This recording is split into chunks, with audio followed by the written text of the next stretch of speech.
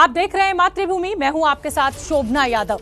Cruise drugs case में jail काट रहे शाहरुख खान के बेटे आर्यन खान की जमानत पर मुंबई की सेशंस कोर्ट में सुनवाई जारी है।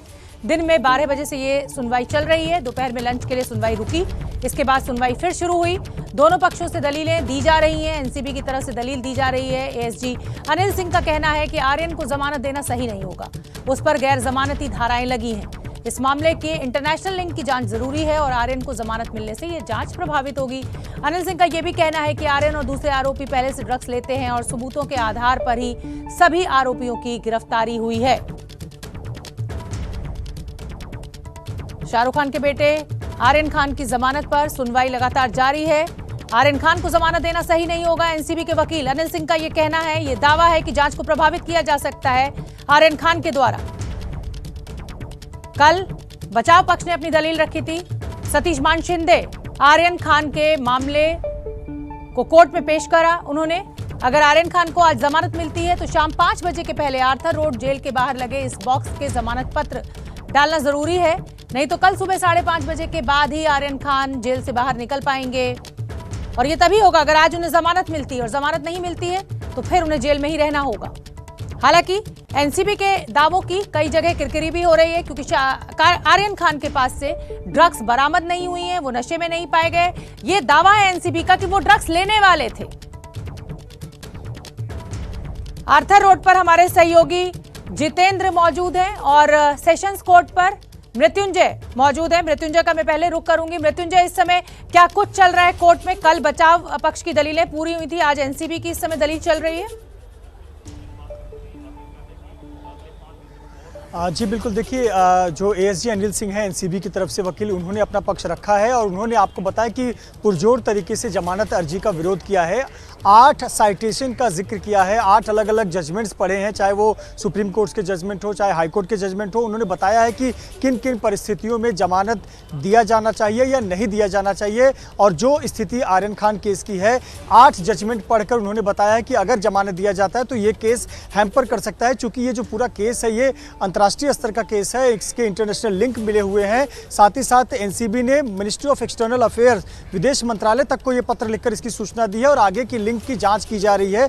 आर्यन खान के जो फोन की बात की जाए तो पिछले 2 साल की जो चैट सामने आए हैं उसमें ये निकल कर आता है कि इसके अंतर्राष्ट्रीय लिंक हैं। साथ ही साथ एनसीबी ने दावा किया कि भले ही आर्यन ने ड्रग्स उसके पास से बरामद ना हुआ हो, लेकिन अरबाज मर्चेंट के साथ वो क्रूज पर आया था। अरबाज मर्चेंट के पास से उसके जूते से चरस बरामद हुआ है और इनके चैट से ये स्पष्ट होता है कि ये दोनों ना केवल सिर्फ ये दोनों ड्रग्स लेने वाले थे, बल्कि ये बल्क क्वांटिटी में ड्रग्स मंगा रहे थे। यानी बल्क क्वांटिटी में इतनी ज्यादा मात्रा में ड्रग्स खुद नहीं लेने वाले थे, औरों के बीच भी वितरण करने वाले थे। तो एएसजी अनिल सिंह का वक्तव्य पूरा हो चुका है, उन्होंने अपना पक्ष रख दिया है।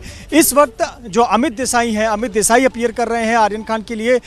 सतीश मान शिंदे भी कोर्ट में बैठे हुए हैं। अमित देसाई जो है वो पक्ष रख रहे हैं, वो कह रहे हैं कि हाईकोर्ट के एक जजमेंट की बात उन्होंने की है।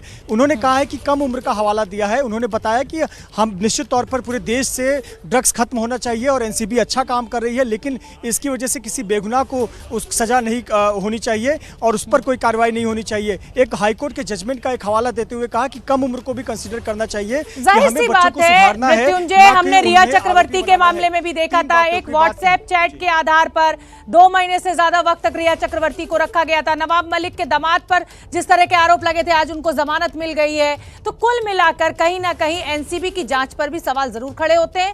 मैं जितेंद्र दीक्षित का रुख करना चाहूंगी। जितेंद्र दीक्षित, दलीलें चल रही हैं, मेरा सवाल आपसे यही है, क्योंकि आप आर्थर रोड के बाहर मौजूद हैं, अभी भी लग रहा है कि फैसला आने में लगभग आधे से पौन घंटे का समय लग सकता है। ऐसे में 5 बजे से पहले अगर चिट्ठी वहां जमानत की नहीं पहुंची, अगर जमानत मिलती है तो आज जेल से बाहर नहीं निकल पाएंगे आर्यन खान।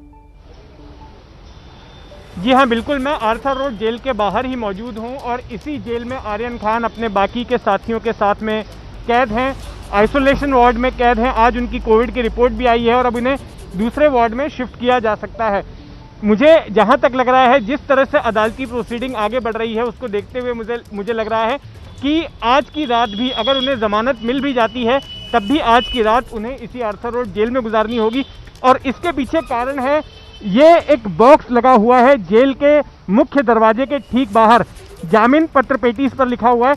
और जो जेल का नियम है उसके मुताबिक अगर किसी को अदालत से ज़मानत मिल जाती है तो जमानत का डॉक्यूमेंट इस पत्र पेटी में डालना होता है।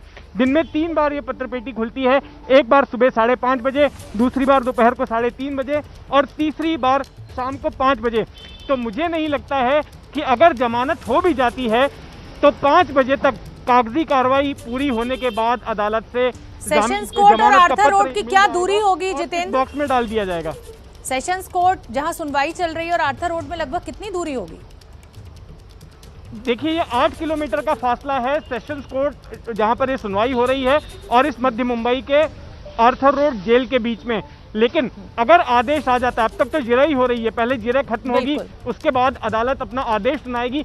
आदेश सुनाने के बाद में कोर्ट के रजिस्ट्री ऑफिस में जाकर जमानती पत्र लेना होगा, उस जमानती पत्र को लेकर यहाँ पहुँचना होगा, बिल्कुल बॉक्स में डालना होगा। आज लग रहा है जितेंद्र कि आज की रात भी अगर जमानत मिल भी जाती है तो भी आर्यन खान को जेल में ही बितानी होगी। मृत्युंजय का एक बार मैं फिर रुक करूंगी। मृत्युंजय, एनसीबी कह रही है कि आर्यन खान ड्रग्स लेने वाले थे, ये दलील कुछ उस तरह की लग रही है, हालांकि कोर्ट में चल रही है, कोर्ट को तय करना है, लेकिन कुछ ऐसा लग रहा है जैसे ज्योतिष है एनसीबी और इस तरीके की दलील। अब कोर्ट इस पर क्या रुख लेता है, इसका इंतजार हमें करना होगा। देखिए शुभना, निश्चित तौर पर भले ही आर्यन खान के पास से ड्रग्स ना मिला हो, लेकिन जो और अन्य जो सबूत हैं, अन्य जो चैट हैं या फिर उनकी खुद की गवाही और कबूली, ये कहीं ना कहीं आर्यन की मुश्किलें बढ़ा रही हैं। आपको बता दें कि 2 मुद्दा भी इस वक्त जेर में चल रहा है। दोनों मुद्दा है, एक तो आर्यन खान का कबूलिया बयान, उन्होंने खुद कबूली दी, और दूसरा उनका मोबाइल फ़ोन। एनसीबी का कहना है कि आर्यन ने खुद इस बात की गवाही दी कि वो और उसका दोस्त अरबाज मर्चेंट, उन्होंने ये ड्रग्स लाए थे और वो क्रूज़ पर इसका सेवन करने वाले थे, और साथ ही साथ उन्होंने अपना फ़ोन एनसीबी को दिया।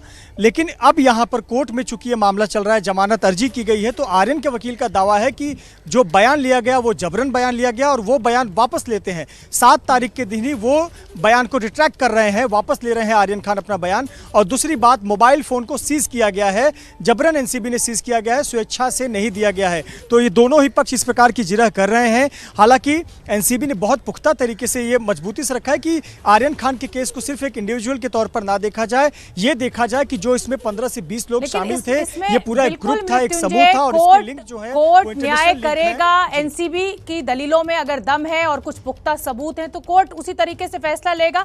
कानून अपनी तरह चलेगा, शाहरुख खान के बेटे हैं नहीं है, इससे कोई फर्क नहीं पड़ता।